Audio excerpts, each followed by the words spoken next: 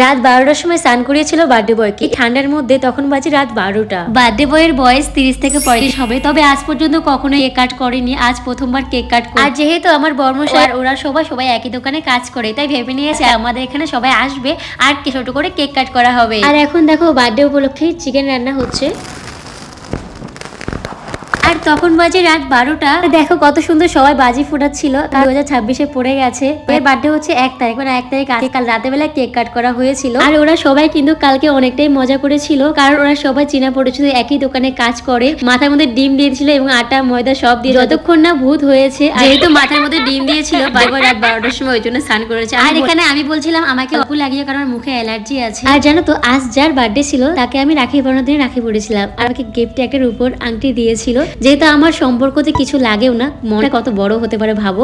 চিকেনের সঙ্গে fried rice বানানো হয়েছিল। ভিডিওটা এখানে শেষ করছি, সবাই ভালো থাকবে।